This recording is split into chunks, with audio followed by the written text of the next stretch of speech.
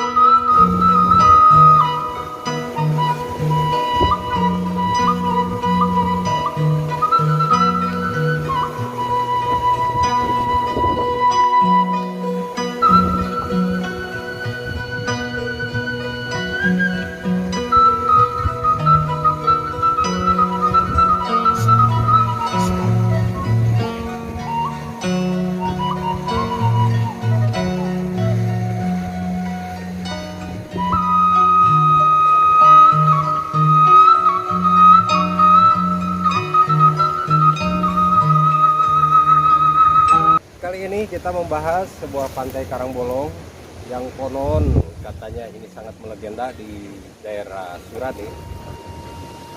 Kenapa ini disebut sebagai tempat atau Karangbolong? Kalau bahasa Sunda yaitu bolong itu ya molongtong. Dalam satu sisi kita mengatakan bahwa ini tempat melihat. Ini konon digunakan dari para raja-raja kita dahulu, termasuk raja-raja Pajajaran, termasuk Sundaland atau disebut dengan dulu Sunda Kendaan, yang punya seorang raja, yaitu seorang raja Kandiawan.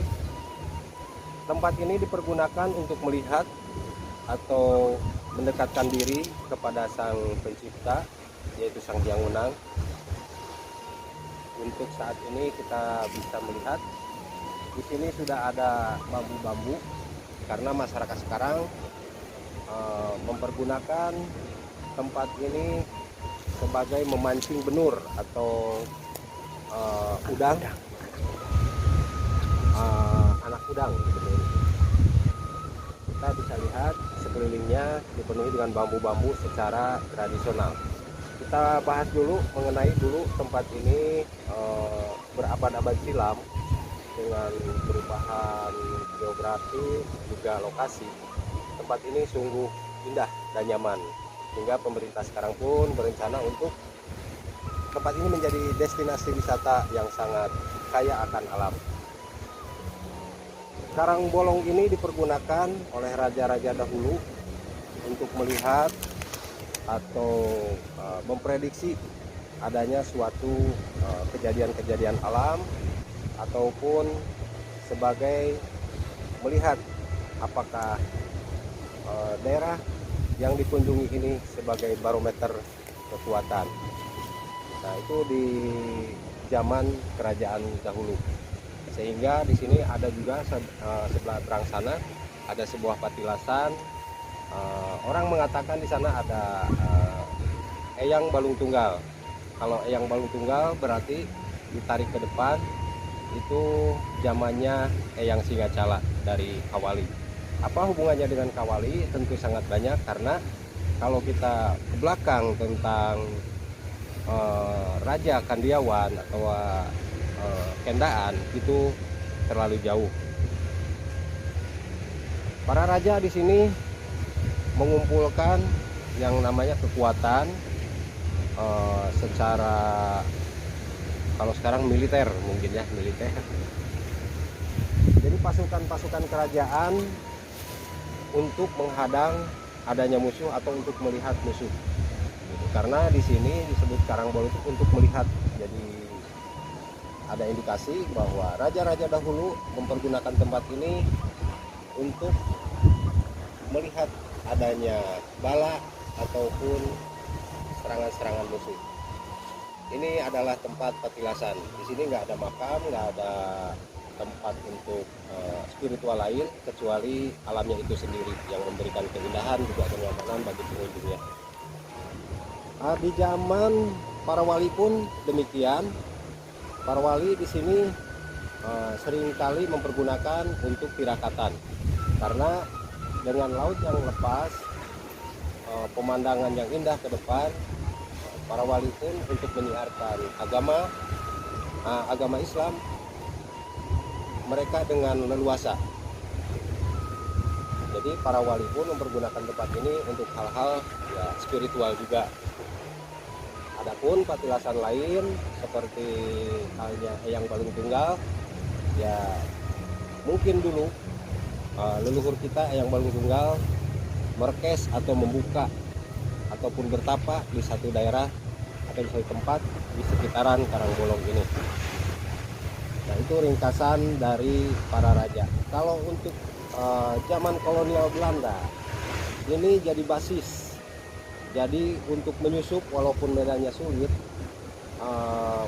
Belanda atau kolonial Belanda seringkali mempergunakan tempat ini untuk menyusup ke wilayah-wilayah Pulau Jawa ini. Walaupun ya kita lihat sendiri laut begitu deras, juga karang-karang yang tajam. Seringkali pasukan Belanda pun gagal dalam misinya, yaitu untuk merapat ke Pulau Jawa ini. Sekarang Karangbolong ini dipergunakan masyarakat setempat, yaitu untuk mencari hasil dari laut ini, yaitu benih ikan benur dengan cara tradisional.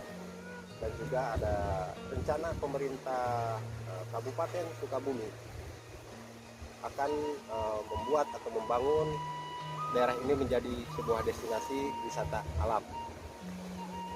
Oke, kita kembali ke ringkasan yang tadi tentang hal yang dulu atau gimana tempat ini dipergunakan. Dan mungkin kita lihat di belakang saya ada sebuah pohon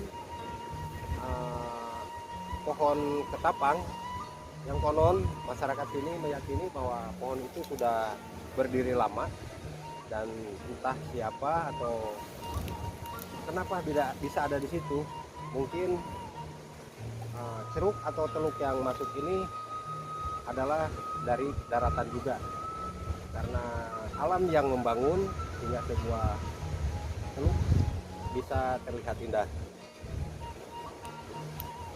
Di sini kawan-kawan, kita lihat secara spiritual sungguh indah dan enak juga, karena di sini kita lihat banyak pemandangan yang bisa kita raih tentang alam ini. Banyak pemandangan yang kita telaah lebih dalam.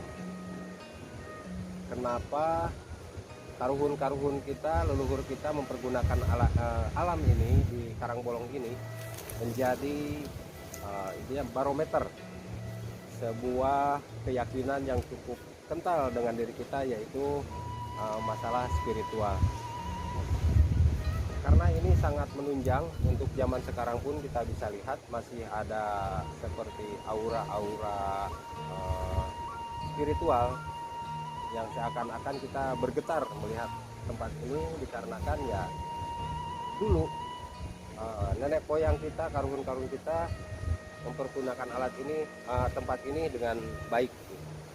Tidak salah dengan generasi muda sekarang, tentunya kader-kader Garuda Emas bisa menjaga dan melestarikan tempat ini. Kita jaga budayanya, kita rawat alamnya. Nah, inilah yang tadi kita lihat dari seberang, sebuah pohon, yaitu pohon ketapang yang lumayan di sini cukup terik juga, karena hari ini dalam pembuatan dokumenter Garuda Emas, waktu menunjukkan hampir sore hingga cuaca cukup terik. Tapi dengan kondisi seperti ini, saya melihat beberapa nelayan penangkap benur dengan semangat. Mereka masih terus melakukan rutinitasnya. Ya, oke, kembali lagi ke pohon ketapang. Di sini cuman ada satu pohon yang cukup besar dan rindang. Mungkin ini kalau kita lihat ini cukup berumur juga, dan saya setuju dengan masyarakat setempat. Pohon ini sudah cukup lama berdiri di sini. Cuman satu-satunya ini pohon yang paling besar di antara karang-karang di Karangbolong ini.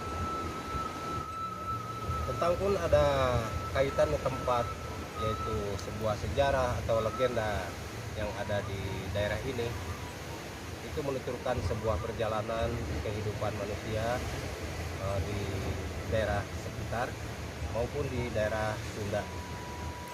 Masyarakat sekitar pun meyakini bahwa sebuah kejadian alam bisa merubah semuanya. Tentunya dengan lokasi yang kita jelajahi sekarang, dengan Garuda Emas, tidak menutup kemungkinan dahulu kala pun tempat ini lebih indah, atau sebaliknya kita tidak tahu.